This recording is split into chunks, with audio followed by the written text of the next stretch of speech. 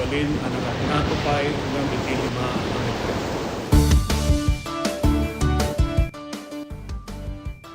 Amuan no adda dagiti piggad na senyales ti daluyon iti kabay-bayan. Amuan ti lugar a pagbakwitan ken ti kadarasan ken katalgedan adalan a pakadanunan daytoy. Makipaset kadagiti panagsanay ken panagsagana dagiti komunidad para iti idadateng tilayos. Agmula ti bakawan ken dagiti rumbeng nga kayo nga mangtenggel ti daga nga mangriggaay iti igid ti baybay. Isagana ti gobag ang nakargaan kadagiti kasapulan ti sanga pamilya.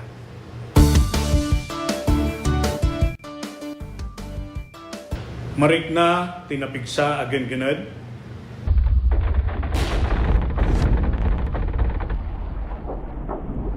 Alisto wenno napaspas a panagbaba wenno pagngato ti danom ti kabaybayan.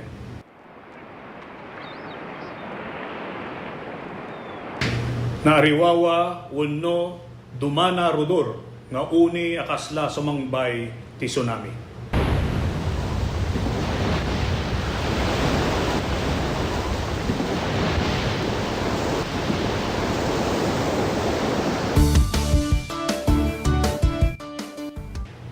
Saan nga talinaed, iti igid ti baybay kalpasan ti kenggened. Mapanadagos iti nangato a lugar.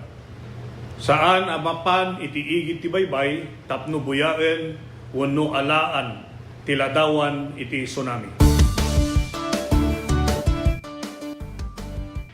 Panawan ti nagbakwitan no natalgeden iti lugar babaen ti pakaammo dagiti otoridad.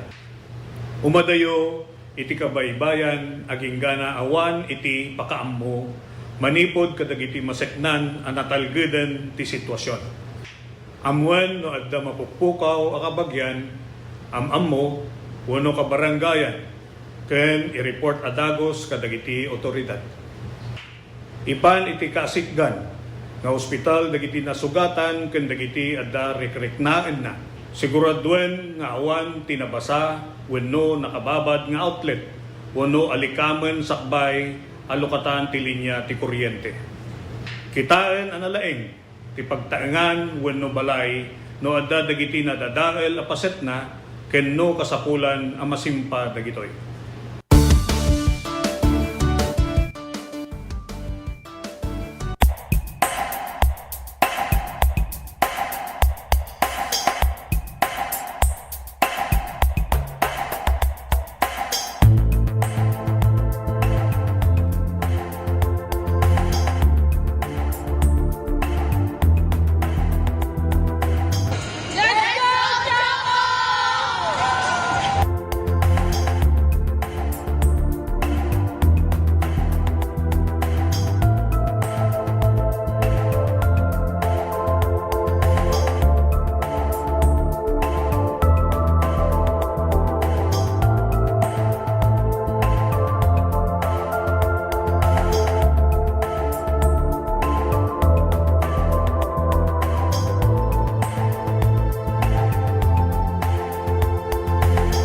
Our teams will be competing on Tuesday. Jerry Eagle, Joe Standerman, Choco Mocho, Pedro Lopez. I'd like to welcome you all to London City.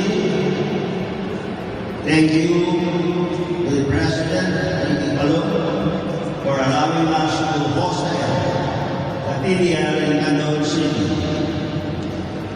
My warmest greetings to all the teams who are here this afternoon. Welcome to London City.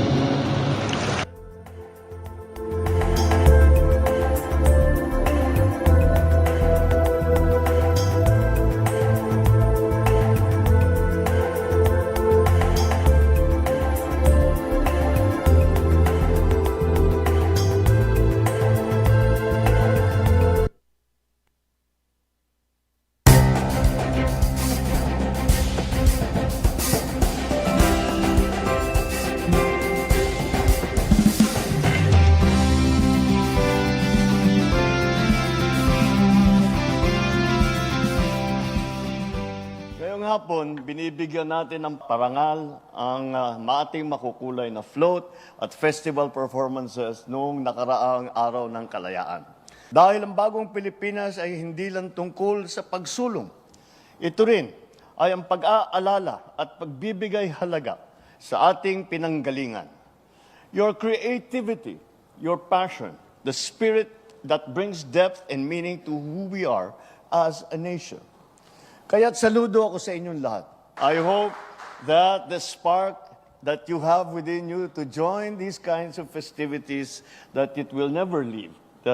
It will never leave your heart, and it will never leave your creative spirit. Because we are not just preserving our culture when we do this.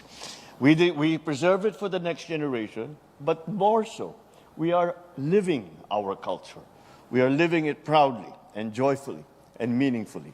Ipakita natin na tayo ang tagapagmana ng tapang, talino at malasakit ng ating mga ninuno.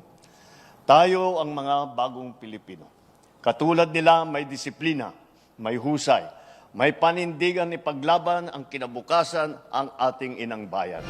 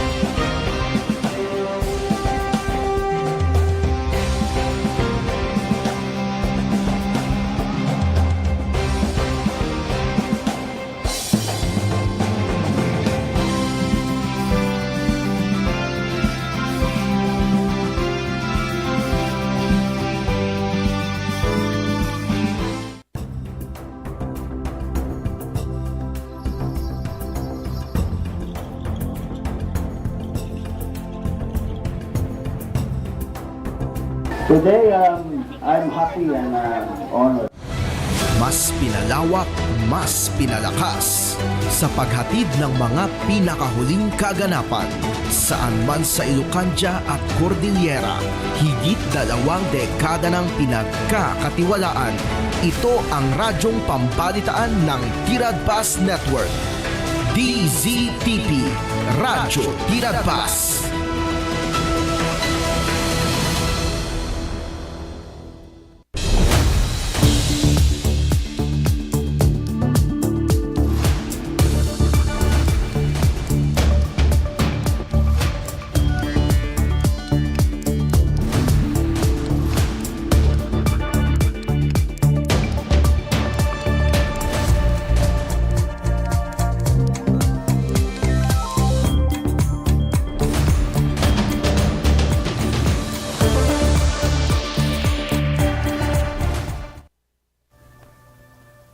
Naimbag nga oras kay lian at tingedanon mi kada kayo dagiti damdamag iti daytoy agundaway babaen ti Tiradpas damdamag agsapa. Mangiganyo na ito iti 693 Radyo Tiradpas ken mabuyayo iti DCTP Digital TV. Dagiti damdamag Bukal Payena Saragosa Vice Presidente ti Lady Local Legislators ti League iti Region 1. Mapadayawan ni Sanggunyang Panlalawigan Member Payena Saragosa nga na-elect as Vice Presidente ti 4Ls uno Lady Local Legislators League ti Region 1. Kinuna nga dakela karit ken kuana ti nasao nga pwesto. Kinuna na pay nga tinasao nga bukal manipod Narbacan Ilocosur nga dakkel ti maited na daytoy para kadagiti babae wenno kababaihan iti probinsya. Na-elect pay kas Regional Public Relations Officer ni Candon City Vice Mayor Cristel Singson ken Candon City Councilor Lerisa Llanes kas may sa kadagiti Member of Board of Directors. Inyalukwe pay tinasaw nga bukal ti panagaktibo dagiti lady legislators ken opisyal ti kakasto nga ganwat ni Bukal Payana ket agserserbi metlaeng kas presidente ti Ilocos Sur chapter ti 4Els. Iti damag iti nailyan bayat nga mas asideg ti New Year impakamo ti Department of Health nga dumanonen tinasrok nga sangagasot nga tattao. Ti addaan iti fireworks related injuries itintero nga pagilyan manipod Disyembre 21 aging gana ti Disyembre 28 iti agdama nga tawen. Sigon iti data ti Department of Health nabababa ito nga bilang ti 26% no idilig idi napalabas nga tawen. Kaadwan kadagiti kaso ket manipod ti National Capital Region sinaruno ti Ilocos Region. Kastameten ti Central Luzon kun Western Visayas nga buklen dagiti ubing nga lalaki ngagtawen ti 5 aging gana iti 14 nga agar-aramat kadagiti paputok kas iti Piccolo, Cuitis ken 5 star. Malagip nga malaksid iti paputok na ilistapay dagiti 376 nga aksidente iti kalsada ken 190 nga kaso ti non-communicable diseases kas ti stroke, heart attack, kastameten iti asthma. May ti daytoy nagpanawagan ti ahensya ti publiko nga liklikan ti panagusar ti delikado ken napiggada paputok tapno maliklikan iti panakadangran ita umay abaro atawen. Kabayatan na may sangal daw sakbay ti barong atawen inawagan manen ti environmental watchdog nga ban toxics ti Philippine National Police kenda dumapay nga regulatory agencies nga adda nga nainget ti panakay patungpal ti lenteg kontra ti illegal fireworks. Kasaruno daytoy ti panang monitor da ti merkado iti Divisoria, Manila no sa dino natakwatan da nga dapay laeng dagiti aglaklako kadagiti may paparit nga paputok kasi ti Super Plapla 5 star ken Piccolo sigon iti grupo napigad unay ti salunat ken kinatalged ti agtultuloy nga panagusar ti illegal nga paputok nang runa dagiti ubing indagadag ti grupo iti PNP ken lokal a gobyerno ti panang painget ti inspeksyon panagkumpiskar ken panakay patungpal ti lenteg bayat nga masisdeg iti disperas ti baro nga tawen. Imbes nga paputok parigtaen ti ban ti toxics ti publiko nga gusar kadagiti natalged ken makaayayo iti aglawlaw nga alternatibo kas kadagiti kaldero, kaserola, improvised shaker ken da dumapay nga noise maker tapno natalged nga daan kay papanan ken makaayayo iti aglawlaw ti selebrasyon iti baro nga tawen. Agtultuloy pa lang di pa nakailandanon kada kayo iti detalye dagiti damdamag dito'y pa lang tirad pas damdamag agsapan. May isang nabalaygi nga tawen ti 2025 para ti transportation sector ti panakairwar dagiti na duma-duma nga napatig nga proyekto tapno mapasayat ti panagbiyahe ng runa kadagiti aeropuerto. Itagtultuloy nga panakitin nulong ti gobyerno ti pribado nga sektor tapno palawain ti koneksyon ken tapno pagbalin nga moderno dagiti airport ti Pagilian mapadasanen dagiti biyaheros wenno pasahero iti naparpatak comfortable ken naanayas nga panagdalyasat. Ket segunda ita may palagip nga iti nabit indawluan ni Presidente Ferdinand Marcos Jr. ti panakailukat dagiti baro nga immigration e-gates food holes pakairamanan ti taraon dagiti Pilipino dignitaries loans ken medical tourism at nga area kas paset ti agtultuloy nga modernizasyon ti kangrunaan nga aeropuerto iti Pagilian. Nakumpiskar dagiti boga babaen kadagiti personnel ti Luna Municipal Police Station ken Kalanasan MPS. Ipaganitgit da ito'y nga ganwat tinatebker nga panagkumit ti apayaw PPO ti kinatalged ti publiko iti nainget nga panakay patungpal dagiti lenteg nga mang-regulate ti panaglako panagikot ken panagusar kadagiti may parparit nga paputok Nang runa ti panawen ti bakasyon, tapno malapdan ti panakadangran, uram ken daduma pang insidente, mainaig iti firecrackers. Iti nasaong aktibidad kit indawluan ni Apayaw PPO Deputy Provincial Director for Operations, Police Lieutenant Colonel Cesar Malong. Iti panakaypatungpal ti Provincial Explosive Ordnance Disposal Unit, iti Luna MPS ken ti Bureau of Fire Protection, iti paylaeng Luna Apayaw. Kabayatan na imapila ti Philippine Welfare Society ken Eco Waste Coalition kadagiti pet owners.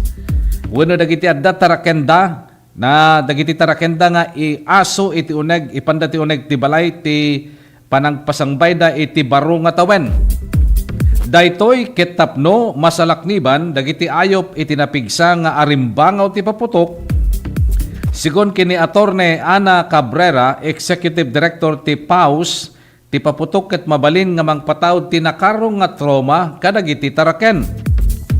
Nang nangruna ti panagbuteng ken panagpigirger dagiti aso gapu ti napigsa nga arimbangaw, iti biyang ti Eco Waste Coalition kinuna ni Eileen Lucero nga malaksid kadagiti ayop maapektaran met teglawlaw gapu ti polusyon ti angin, gapu ti paputok na piggad ti salunat ti tao gapu kadagitoy nga negatibo nga epekto. Ipapilit ti grupo ti panangabrasa ti baro nga tawen ket trombeng agbalin nga naenggayeman kadagiti tattao taraken ken iti planeta. Kabayatan nga inawagan pay dagiti duwa nga grupo ti publiko nga liklikan ti agusar iti paputok. Agtultuloy pa lang ti panakaidandanon kada kayo ti detalye dagiti damdamag ditoy pala ang tirad pas damdamag agsapa. Agtalek ni Senate Committee on Finance Chairman Sherwin Gatchalian nga awan ti epekto na ti ekonomiya ti pagilian ti sumagmamanong